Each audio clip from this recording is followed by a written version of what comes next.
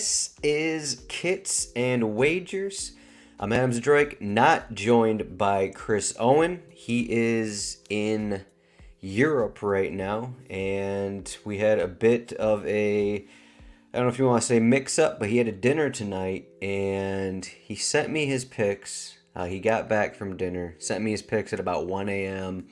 So Chris's picks are, we called it alcohol induced. So that's what we're working with, but he still was, well enough to send me his picks past midnight once he got back to his hotel. But he's actually going to be at the Liverpool Southampton match on Saturday. So there you go. But I'm just going to run through our bets really quickly here instead of me just trying to talk to myself about each one of these games. I'm just going to go through our bets, maybe mention a few other things. But first, we are starting with, I guess we can look at our records. I just got to point that out. We got to look at our records here. I'm 29-13, and we're going into the World Cup break with... I'm feeling pretty good about what's been going on here. Chris is 18-20. He's been, fighting to get to even for a couple months now. But I've been doing pretty successful. I think I've had 1 week where I was below, where I was, negative, losing money, that kind of thing. So pretty good start to the first half of the season. But this first match we're talking about here. So Newcastle are home against Chelsea, and this was one of the first things that kind of stood out to me when just looking at it here. As you can see, the sports betting page, if you're watching on YouTube or Twitter, soccer betting page here. I got an article out, posted earlier today. Check that out. It's all different bets, what I'm giving here. And then you got all the spreads, all the comparisons for DraftKings, FanDuel, PointsBet. You got all that there. And then you got our cheat sheets. If you don't have our cheat sheets, RotoWire.com/soccer trial free. 10-day trial, no credit card. And you can see here we got this odds report. And what stood out to me, we have Newcastle are actually favored against Chelsea. And Newcastle are playing really well. And when you look at it like that, it makes sense that they're favored. But I'm not sure Newcastle have been favored against a top 6 side, one of these top sides since Eddie Howe has come over. I know they've closed last season on nice form and everything, and they're starting this season really strong as well. But this might be the first time where they're actually favored against one of these top teams. But going back to our bets here, so Chris, he's just going with Newcastle. He took Newcastle money line plus 135. You can see the reasons for it. Chelsea, they had a nice stretch there, and then kind of once Kepa got hurt, now that Mendy's in there, it just hasn't really been going that well for them. You can look at some of their results. You can look at who they're playing. They just played Man City midweek, but pretty heavily rotated side.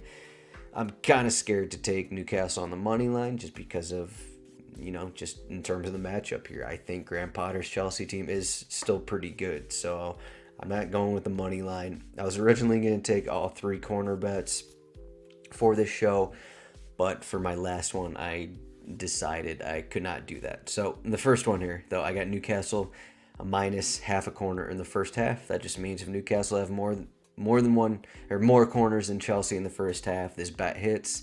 I just think they're, this big match. They're going to try and go into the World Cup break. Feeling, pretty good about themselves. They got 3 guys going to the World Cup. I think it's 3 guys going to the England squad. Sorry, they got more than 3 guys now I think about it. But I just think they're going to push right from the start. They're going to try and get beyond the attack early. And, for the most part, these recent Chelsea matches, they haven't been playing that well, and they haven't started that well. So if Newcastle can do that, then I think they're going to have more corners than Chelsea. And Chelsea already are a team that they haven't gotten a lot of corners this season as it is. So those are my thoughts on that one. Next match we got also on Saturday. So we got 8 Saturday matches and then 2 Sunday ones. I'm talking about 2 on Saturday. So we got West Ham home against Leicester. Chris is going over 2.5 goals minus 110. He's just thinking goals here. I'd actually lean with the under personally. I feel like Chris is kind of going with, he didn't give his reasonings for these bets, so I'm just kind of speaking for him on these ones, but he's probably going with the fact that, Leicester in general, while they are playing better defensively right now, in general, Brendan Rodgers' teams aren't really that good defensively. And at some point, they're going to lose it. That's kind of what has happened throughout the years. I mean, they have good stretches, and then it kind of falls apart a little bit. And that's kind of what's happened with Leicester the last few years. Now, I know that it's been a good run, but yeah, those are his thoughts. I'm saying his thoughts here. But my bet is under 4.5 corners in the first half. I actually think this game's going to be a little more defensive. You got plus 105 odds on that. And West Ham have been a tricky team to project. Leicester have been also a tricky team. I think it's going to be, I don't think either one of these sides is really going to get their foot in the door here or get off on a good foot for this match. We'll see. Again, both these teams played midweek. I believe West Ham went to PKs, and so I had West Ham in their match against Crystal Palace last week, and they were kind of outplayed for 90 minutes. They were definitely outplayed in the first 45. They just kind of disappointed me there, and I'm just not sure they're in a good spot right now to where they're going to come out and dominate this match. Leicester City, we could see Ndidi back in the starting 11. That's something to, I think he started midweek. Was it yesterday maybe? Started midweek, so that's in there. But even if it's Sumare in there, I guess I got to mention that James Justin injury. He ruptured his Achilles yesterday, so we're probably going to see Luke Thomas at left back. I don't think that's going to change too much for him. I mean, I like James Justin as a player, but Luke Thomas has plenty of experience. He's been getting starts for a couple years now, so I don't think that's going to be too big of a worry. But I just think there's not going to be a ton of action in the first half. There's not going to be, a ton of big opportunities. So I'm just going under 4.5 corners. I do think this number will be sitting around like the 4 or 5 mark, unfortunately, but I'm going with this being a little lower scoring here. The Sunday match, we got Brighton home against Aston Villa, and Chris is taking Aston Villa double chance. Aston Villa just lost today at Manchester United in the Carabao Cup. That was 4-2, but they also beat Manchester United 3-1 last weekend. This will be their third match under Unai Emery, and both his matches have come against Manchester United, so it's kind of hard to actually read this Unai Emery team. In addition to him being only there for the week, they've only played Manchester United, so that's kind of hard to get a full read on Aston Villa. They've had some different formations. So, they were going with a 4-2-3-1. I think they were technically a 4-2-2-2 in the win against Manchester United. I think I saw like a 4-3-1-2 today. So, it's still early in the Unai Emery phase for Villa. So, I didn't take a side in this one. That's why, and it's also a reason why I didn't take a corner bet, because for the most part, I know it's been, under Steven Gerrard, but like this Aston Villa team have been pretty good at limiting corners. We just saw it I don't even know what match it was, but I mean, I think there's only 8 corners in the Manchester United Aston Villa in that first match. I think there's only 2 corners in the first half of today's match. I was going to lean on the over corners, but I'm kind of staying away for Aston Villa here. So I'm just going goals. I think there's going to be goals. Emery came out and was like, we just want to press. That's one of his strategies. And they want to press a little more than the Gerrard teams did. And so far, that's led to goals. That's led to, openings in their back line. The back line just is not at a top 6 level, maybe not at a top 10 level. Tyrone Mings makes a lot of mistakes back there. And I think there's going to be goals here. I think this one's going to be kind of up and down. I'm assuming like Aston Villa aren't just going to, sit back and kind of accept what Brighton does here. But it's been going well for under Zerbi. They've had recent success. They struggled a bit. I think, I've said many times, I think Brighton, we're struggling because because of the matchups. They had some difficult matchups, and then they got Chelsea at home. Then they beat whoever. I think they're off 3 straight wins now. They won midweek. I think they scored 3 goals in that one. So now they're scoring. You know that prior to these wins, they're getting opportunities, they're getting shots on target, but they just weren't scoring. And now, conveniently, since I guess Danny Welbeck has been moved out of the starting 11, and they've moved, it's kind of been more of a 4-2-3-1, almost out of necessity because of injury. So they have like Pascal Gross at right back and Estupinian at left back. So, and that's worked pretty well for him. So Zerbi kind of maybe found something just because he had to change his lineup because of injuries. So, but I think there's going to be goals here. Brighton, as long as it doesn't go to, you know, old school Brighton where they struggle to score kind of a thing. But I think it'll be up and down enough just based off what happened in this Aston Villa-Manchester United match. Like, there's going to be opportunities for both sides. I think there's going to be goals. I'd also look at both teams to score, which is close to even odds as well. So, but I'm just going over 2.5. For the team parlay, I think this is going to be the last team parlay. I was going to have a chat with Chris about it, but again, he's in Europe. So I think we're just cutting bait with the team parlay. It's been, again, this is like my 10th bet of the weekend, and it's just not a ton of success. As you can see in the numbers, you know, we're 3-11 on the team parlay. I'm 5-9. Chris is 7-6. I have another idea up my sleeve that we'll probably do in the second half of the season, but we still could go out on a high note. And maybe if we go out on a high note, maybe I won't change my mind. But, you know, 3-11, down 405 on $100 bets just isn't what you want to see. And it's just, whatever. Okay. So Chris is going to Liverpool match. He gave me 2 bets, had me pick from him. He took Liverpool -1.5. Before the show, that number jumped to -160.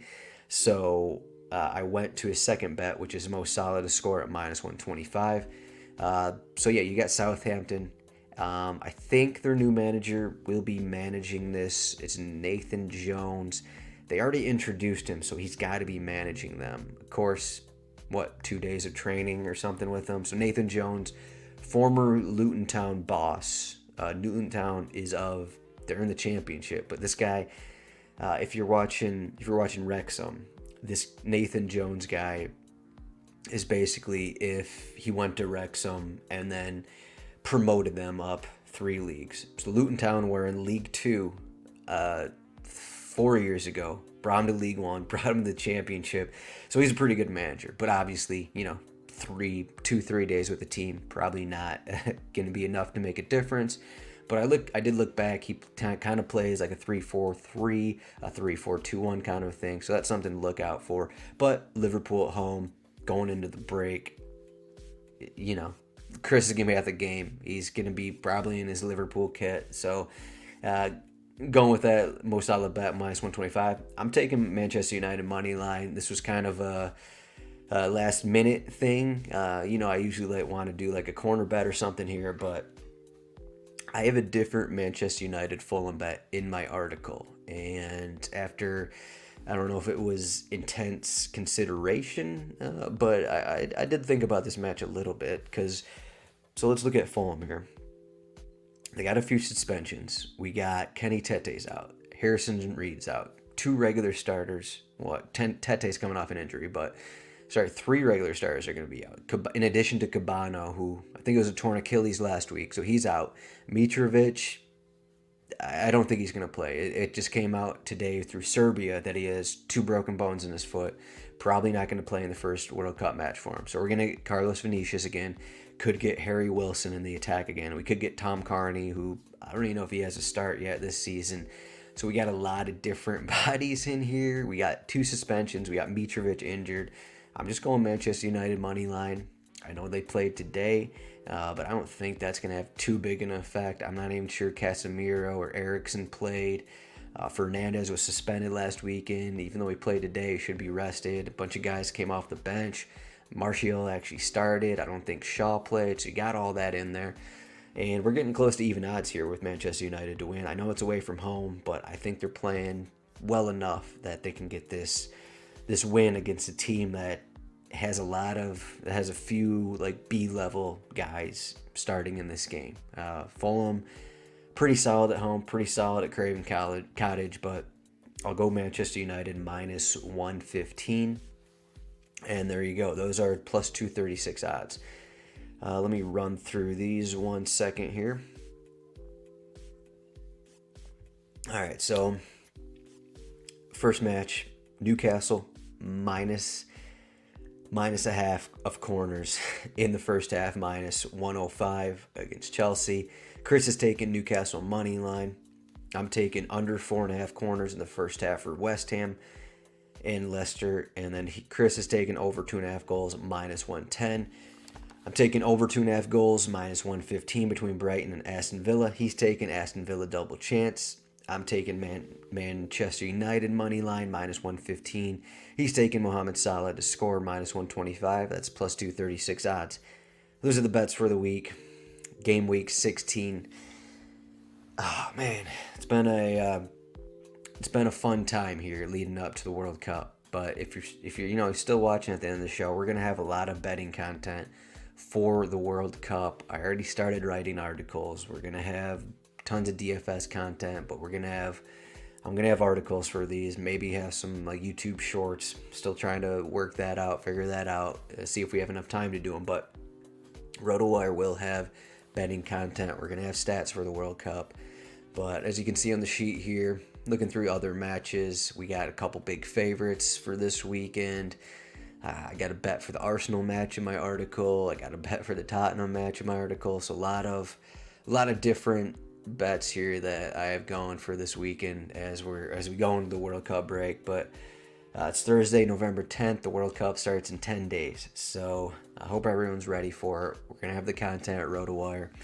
But give a thumbs up. Thanks for watching this. And we'll see. If you only care about the Premier League for some reason, we'll see you in a month and a half because Premier League is back for Boxing Day. But otherwise, we're going to have a bunch of stuff for the World Cup. We'll see you guys there. And yeah, rotowire.com/soccer trial or rotowire.com. Just go for soccer content. Thanks for watching this, and we'll see everyone in the next couple weeks.